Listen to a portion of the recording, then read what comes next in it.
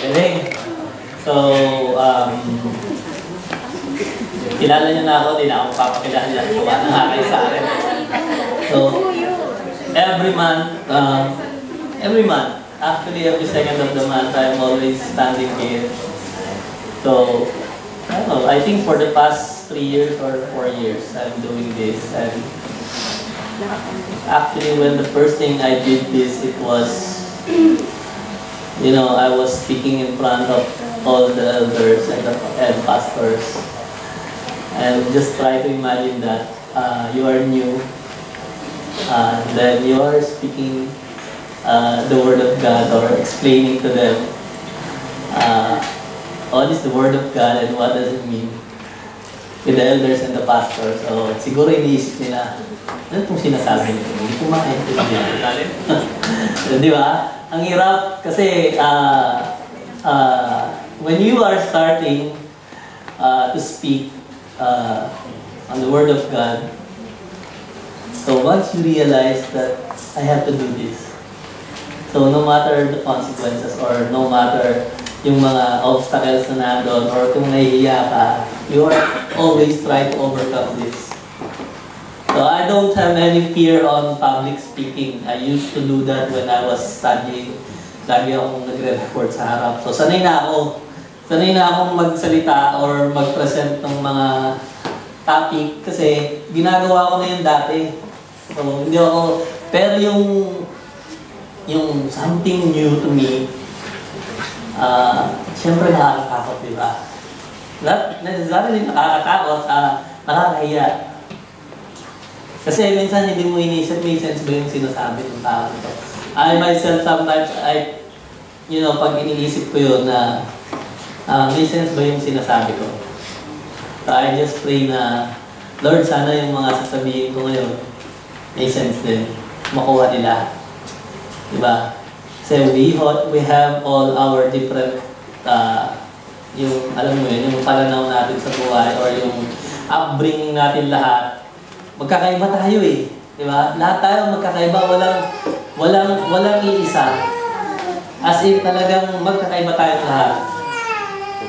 So yung topic ko ngayon is really about personal. It's about personal. It's about you. All of you. Bawat isa sa inyo. All of us here, yun yung tinatanong natin sa sarili natin na ano ba ako? Ano bang meron ako? Or ano ba yung ginagawa ko? Let's say for the past 30 years of my life, when I look back, from now hanggang sa nung nagkaroon ako ng isip, what is the meaning of all of that? Diba? What is the meaning that I was born 30 years ago, 35 years ago, and right now, I'm speaking in front of you. So sometimes, iniisip natin yan, diba? Sarili natin. We are always trying to look for meaning. We always look for meaning. Lahat ng sitwasyon, tinitingnan natin kung ano ba yung kahulugan nito. Sometimes, tinitingnan natin sa trabaho natin.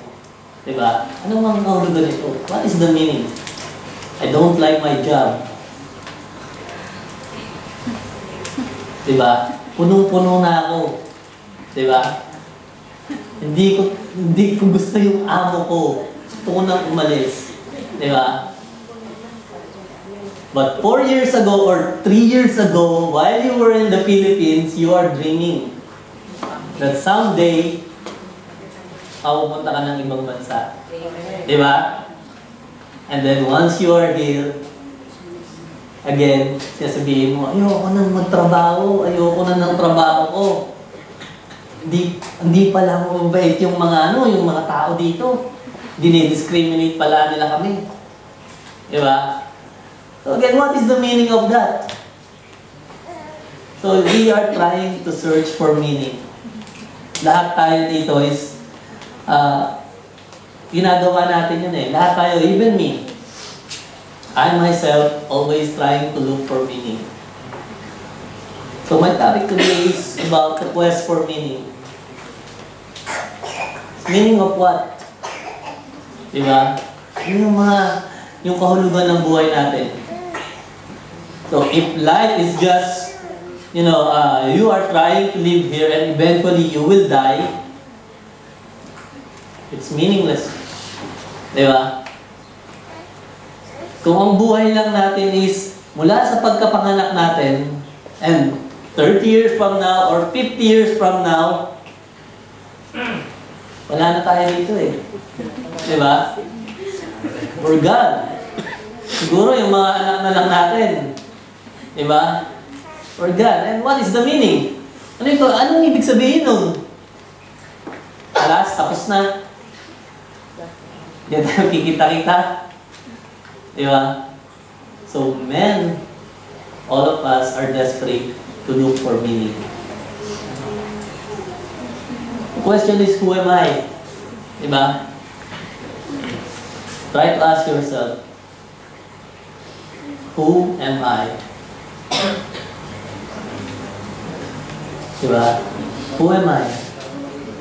That now I am here in Kuwait, working as an OFW, trying to raise my family, and who am I?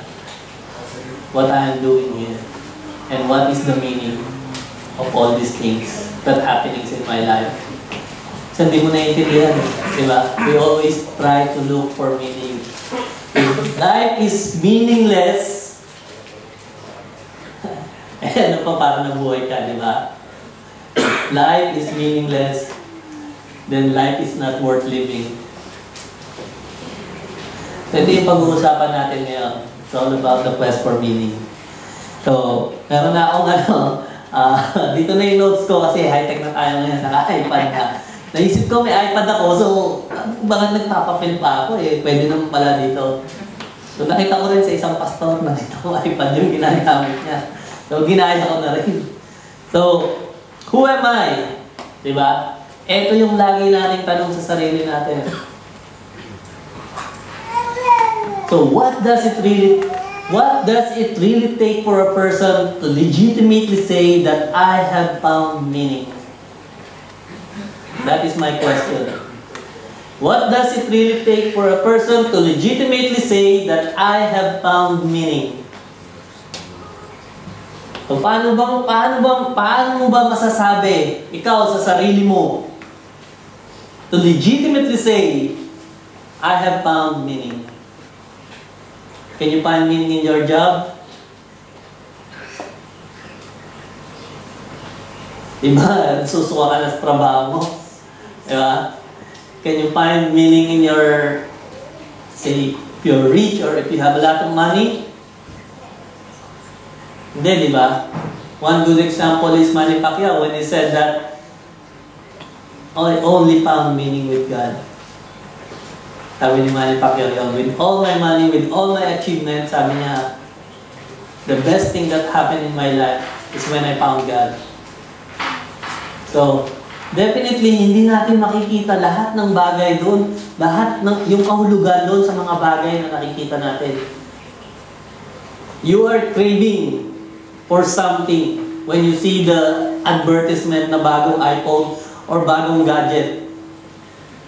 Pinapangarap mo yun, di ba? Nung nakuha mo na, bumilang ka lang ng 1 buwan, 2 buwan, wala na. Di ba? So, if you try to defend the meaning of your life to the things that you can see around you or to the things that you want to consume, then life is meaningless. Because there is always an end when you try to focus on things. So let's open our Bibles in John chapter 6, verse 35 to 40. Then Jesus declared, I am the bread of life. Diba? Sabi ni Jesus, I am the bread of life. Whoever comes to me will never go hungry, and whoever believes in me will never be thirsty. But as I told you, you have seen me and still you do not believe. All those the Father gives me will come to me, And whoever comes to me, I will never drive away. So, for I have come down from heaven, not to do my will, but to do the will of him who sent me. And this is the will of him who sent me, that I shall lose none of all those he has given me, but raise them up at the last day. Let's all pray. Heavenly Father, Panginoon, Ikaw po yung mangusap sa amin, Panginoon. Ikaw po yung gumabay sa amin. May I deliver your words, Panginoon, according to your will. Help us, Panginoon, to absorb all of it, Panginoon. In the mighty name of Jesus, we pray. Amen. So, anong sabi ni Jesus Christ? I am the bread of life. Diba? Dati sinabi ni Jesus Christ, diba? Man cannot live alone on bread, but also on the Word of God. So, ano ibig sabihin nun? Diba? Anong ibig sabihin nun? No matter how many things, or gaano ka kayaman, or gaano ka ka-successful, gaano ka ka-satisfied, if yung focus mo lang is yung mga bagay na nandito sa lupa, definitely, there is an emptiness.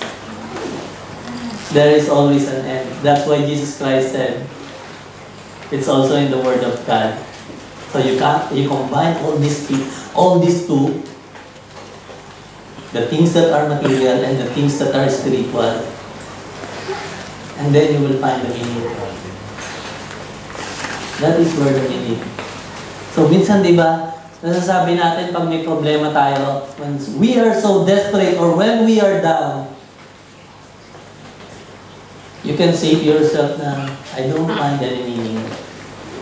Di ba? I don't find any meaning in life pagka may problema ka, pag ang dami-dami mong problema. But despair for millions of people is not just a moment. Actually, it's a way of life. Despair for a million of people is not just a moment, it's a way of life. From time to time, you will experience despair. You will experience problem. It's a way of life. Buhay na natin yon. Whether you like it or not, you will experience that. And that is the meaning. You can find meaning on that. Just even the pleasure.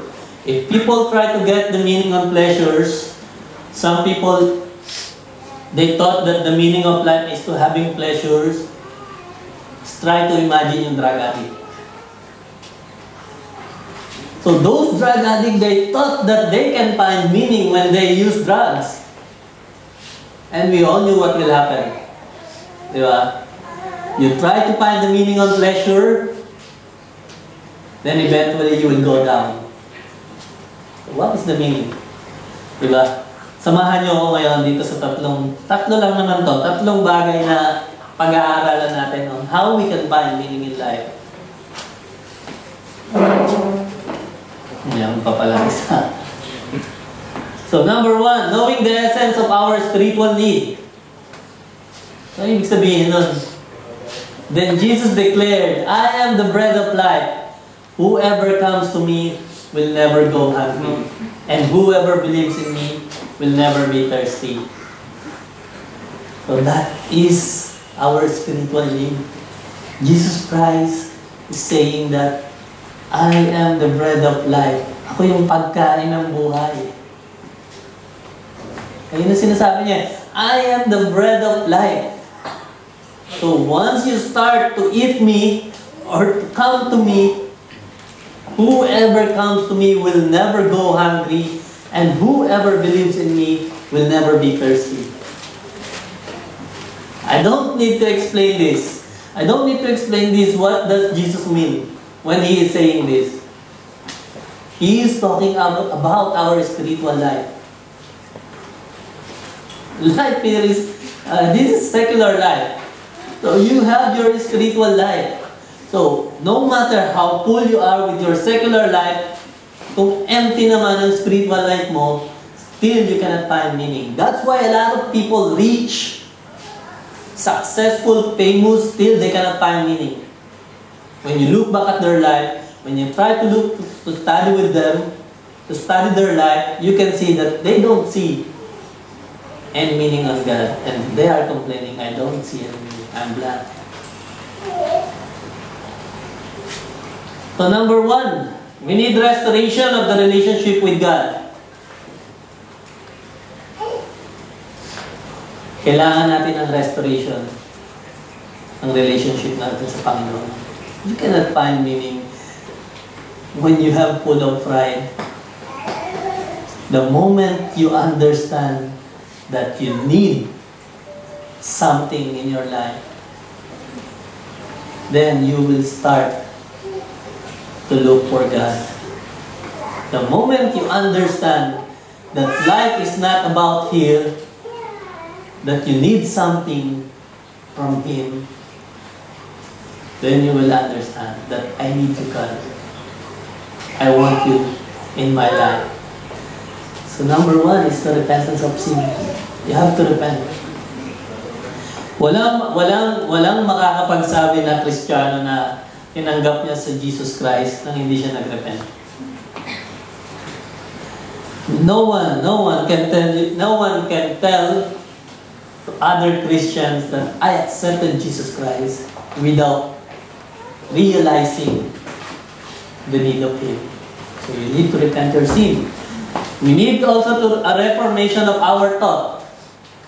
Kailangan nating baguhin yung pag-iisip natin eh. Diba? Kailangan baguhin natin yung pag-iisip natin. Kung dati ang focus mo sa pera, mababago yun eh. Diba? So it's about right thinking leads to right living. Why don't you try to live on wrong thinking? Ano ba yung mga wrong thinking? Diba? Yung magulang na tao. yung nananapak, tatapakan ka para umangat siya or sisiraan ka. So maybe aangat ka, but in the end, bagsak din yun. So, it always right thinking leads to right living. Panoorin niyo yung video na to.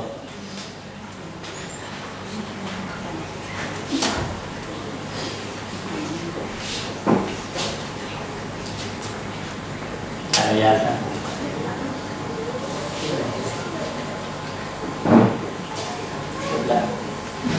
Walang signal.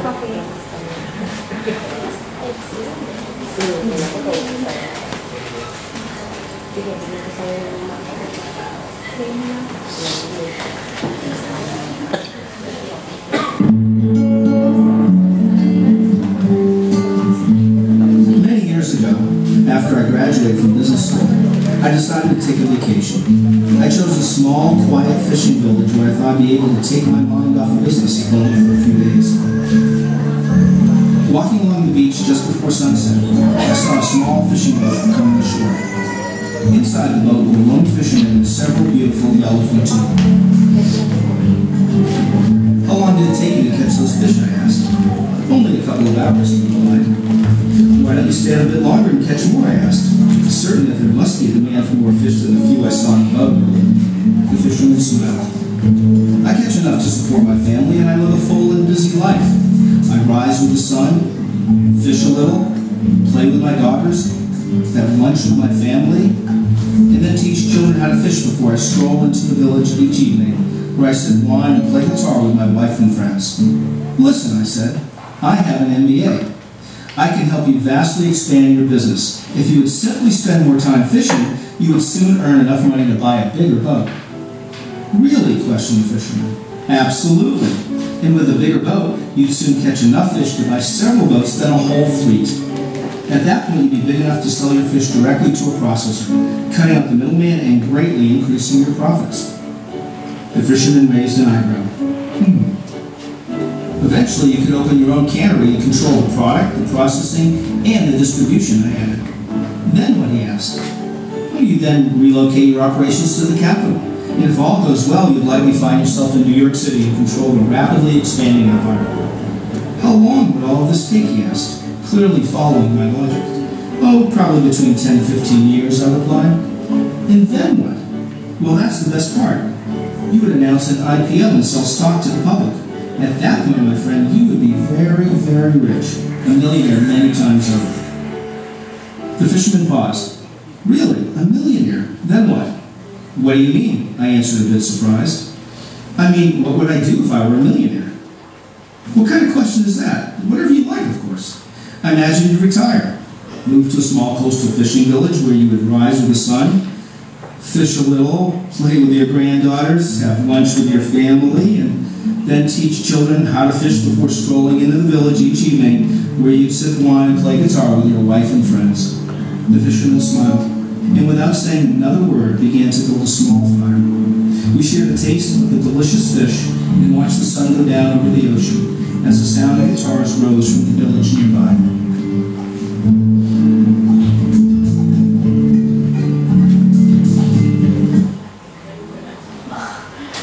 So, nakita niyo yung parable. It's a parable actually. It's a parable of a fisherman and a businessman.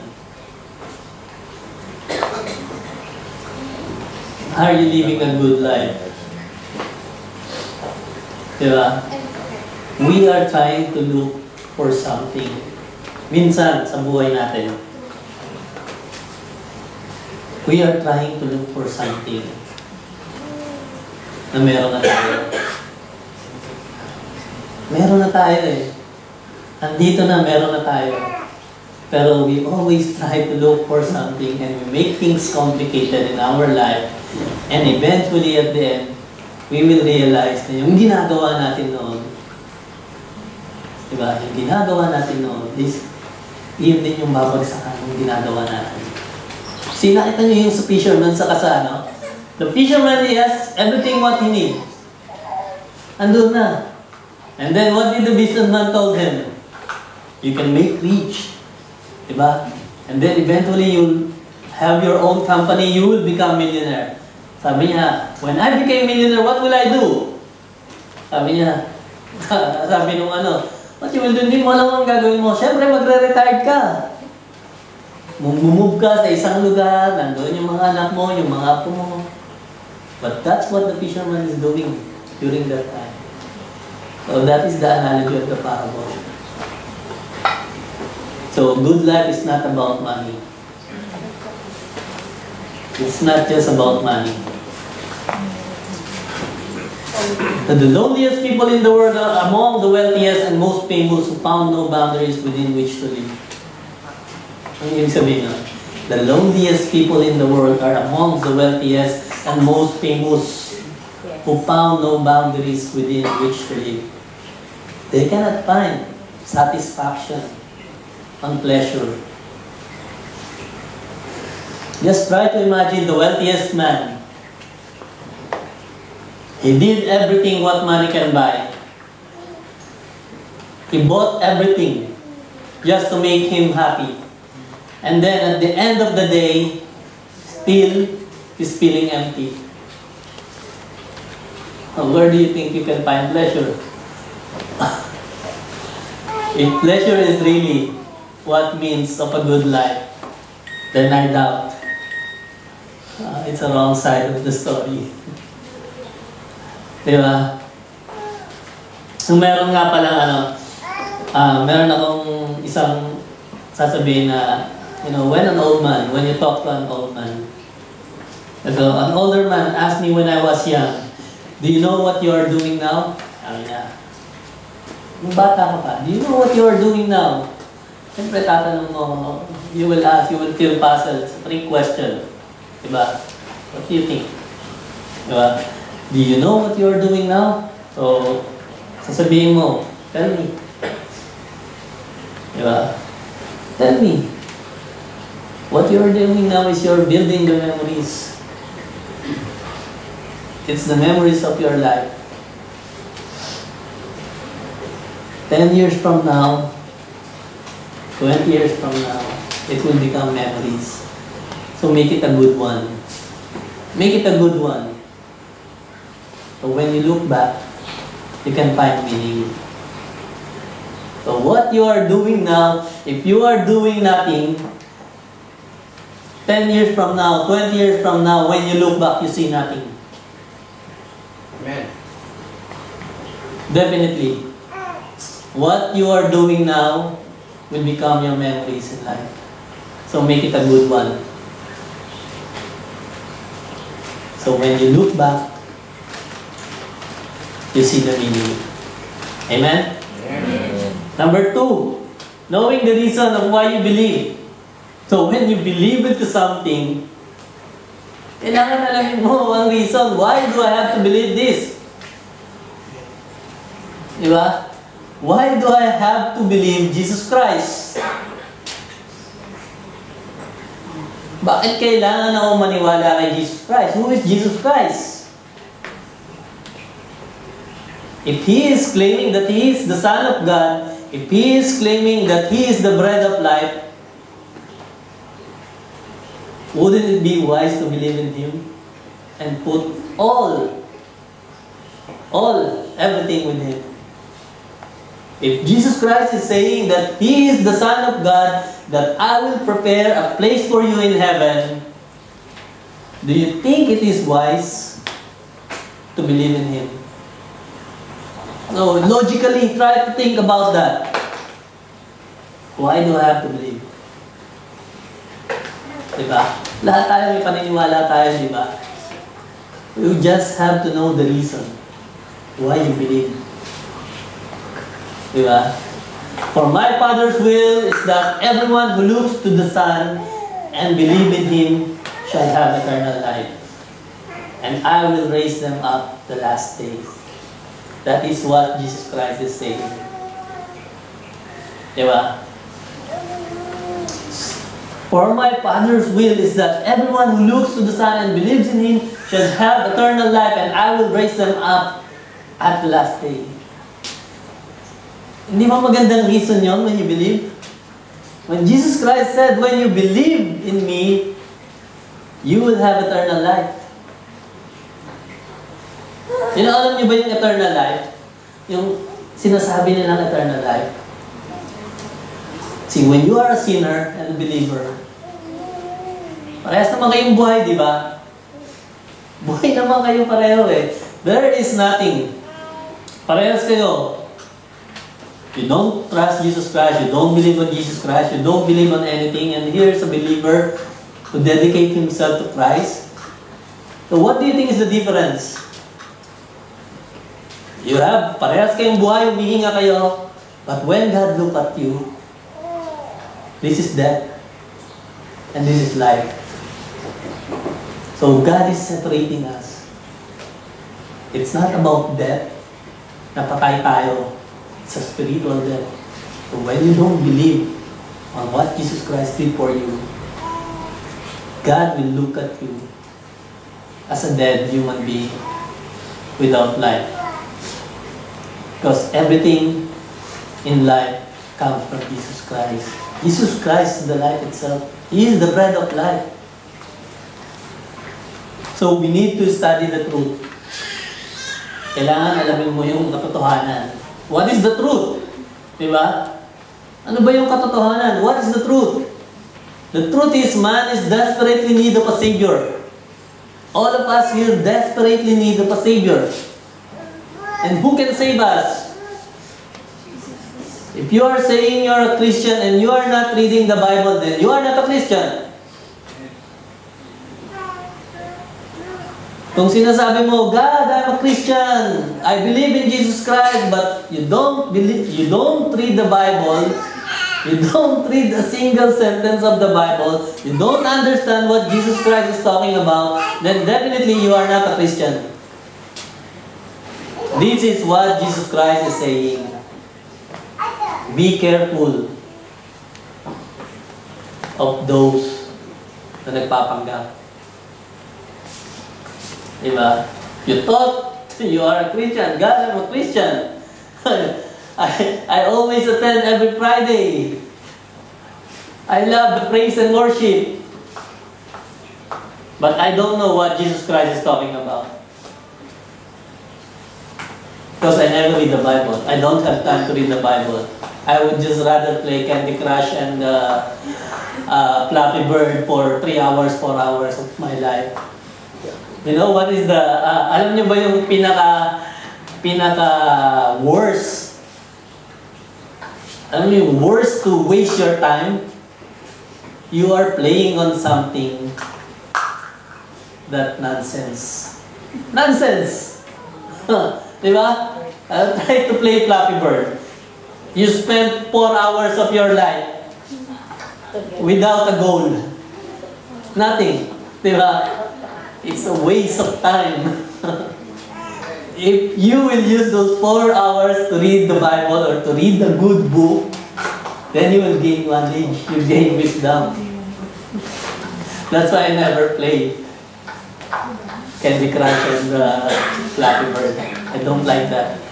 It's a waste of time. I would just rather read books and blogs. So why you need to know the truth? Why you need to study the truth? Because the truth will set you free. Definitely, the truth will set you free. Jesus Christ is saying, naalala niyo yung sinabi niya ni Pilato, Pilate? What is the truth? Diba? Hindi niya alam yung katotohanan. Pilate never realized that Jesus Christ is the truth. And He can set you free. So we need to perceive His will. So in God's will, there is no failure. If we walk on God's will, if we follow God's will, there is no failure. No matter how many times na bumagsak ka, alam niyo yun, hindi yun failure eh. Hindi failure yun. God always look at you when you follow Him, hindi ka failure. Kahit ano man yung pagdaanan mo na yan, nagkamali ka man, if you try to follow God, to follow His will, then it's not a failure.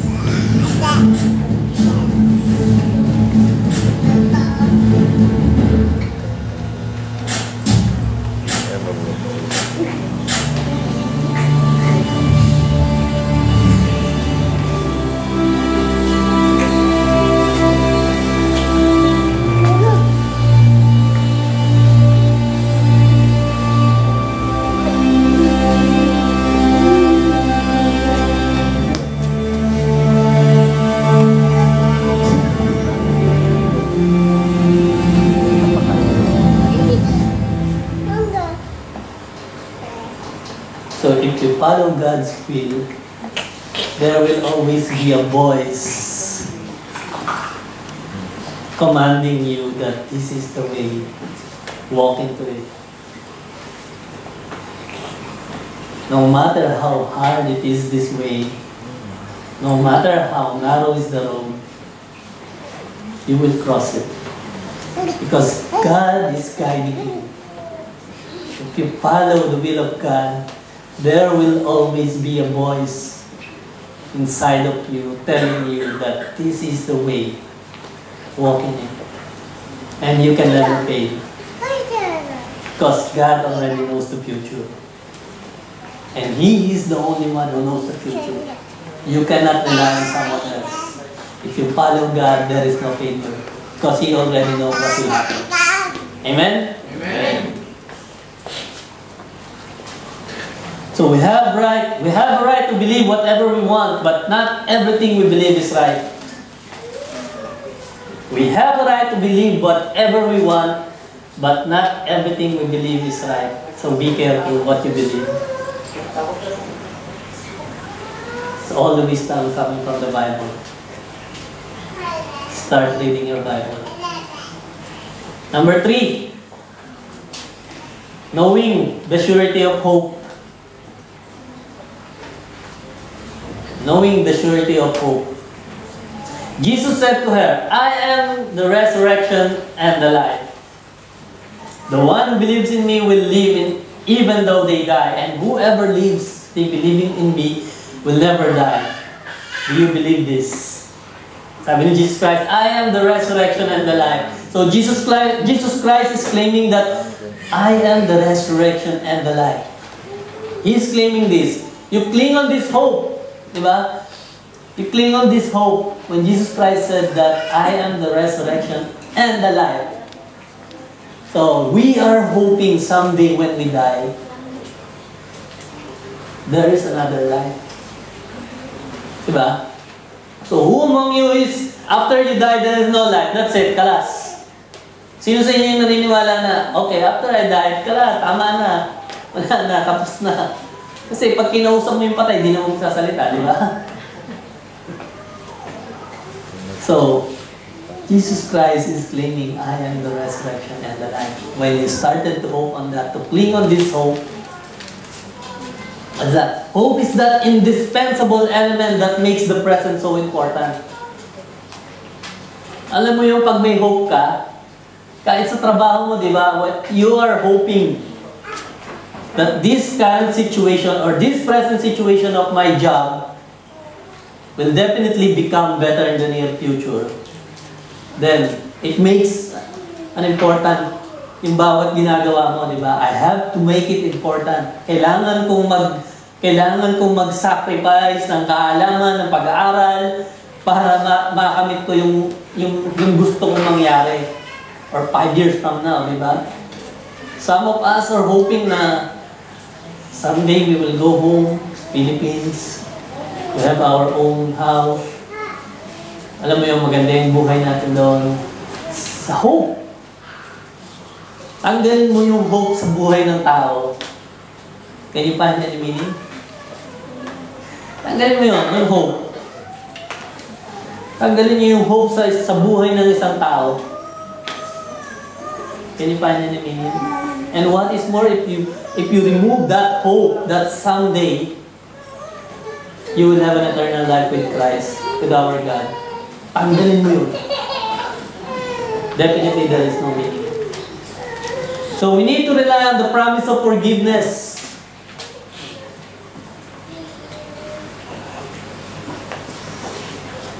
Because no sin cannot be forgiven in Christ.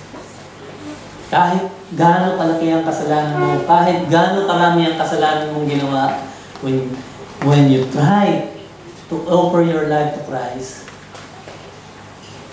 burado lahat yan. In the eyes of God, He can just see Jesus Christ and not you.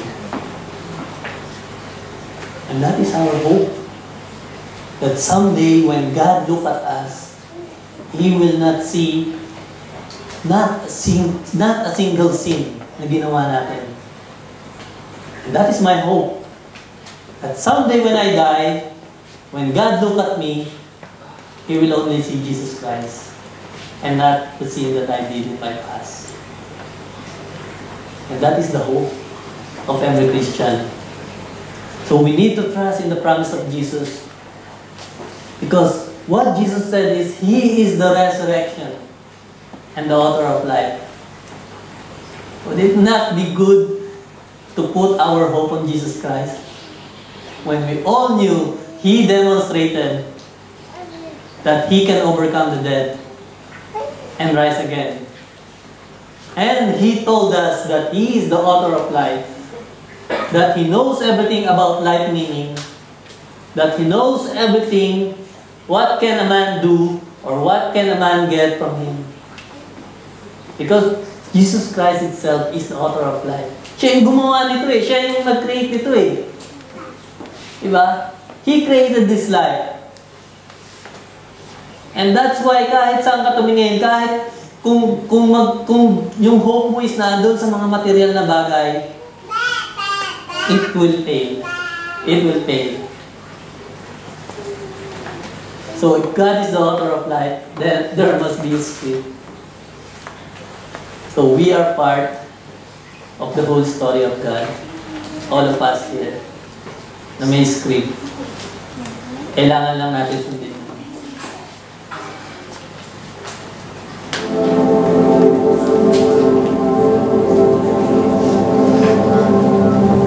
God, whatever the cost, whatever the risk, I want what you want. If you don't know God very well, that prayer can scare you. But if you understand that the one who asked you is the one who made you, if you understand that the one who asks is the one who loves you more than anyone has ever loved you, if you understand that we are talking about your dad, your heavenly Father, the one who wants what is best for you, a dad who wants you to live a life of significance, when you understand the price that was paid to have a relationship with him, when you realize he wants to spend forever with you, when you understand that he will never leave you or forsake you,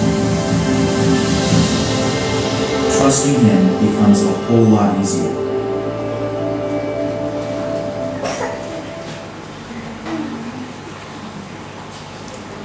When you understand who God really is, trusting Him is a whole lot easier. If you try to understand God and you know God, trusting Him is easy. See, outside of the cross of Jesus Christ, there is no hope in this world. That cross and resurrection at the care of the gospel, at the core of the gospel, is the only hope for humanity. Wala nang iba pa. There is no single hope. Outside of the cross of Jesus Christ, there is no hope in this world. You remove Jesus Christ, you remove the cross, there is no hope in this world.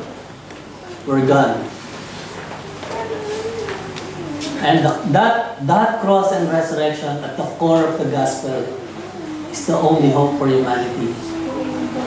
And if you are claiming you are Christians, you have to spread this hope. Whatever hope you have now in Jesus Christ, spread this hope to someone who don't know Him. Conclusion. So number one, knowing the essence of our spiritual need. What does it say? Jesus is the bread of life. We need this bread. Jesus is the bread of life. Only Jesus can satisfy your spiritual need. You don't look for anything else. Only Jesus Christ can satisfy your spiritual need. Number two, knowing the reason of why you believe. Why do you believe? Why do you believe in Jesus Christ? Because Jesus Christ said that He can give you eternal life. Number three, knowing the surety of hope. Alam niyo yung security of hope. What does it say? Jesus demonstrated the resurrection of life. We all knew Jesus Christ did that. He already demonstrated that He can resurrect from the dead. And this is security. So our greatest meaning will come when we fulfill the purpose for which God created us. That is our greatest meaning. Our greatest meaning will come when we fulfill the purpose for which God created us. That is the greatest meaning that we are trying to search in life. Now the question is, what is your purpose? What is God? Why is God created you? I don't know what is your purpose, but definitely from your heart, you can search God and look for an answer. That is the greatest meaning in life. No one can replace that. No other material things can replace that. And not even your wife or your husband. Amen? Let's pray. Heavenly Father, Panginoon, maraming salamat, O Lord, sa pinagkaloob mo sa amin, Panginoon, yung mga salita. Thank you so much, Lord, na pinakita mo po sa amin yung the meaning of life, O Lord. What is life is all about. We knew, Panginoon, na you are the creator of life. You are the author of this life, Panginoon. And you knew more than us, more than anyone else, O Lord. You knew what life is all about. You knew what is the meaning of this life. And we can only find the meaning of life, Panginoon, through you, through Jesus Christ, Panginoon.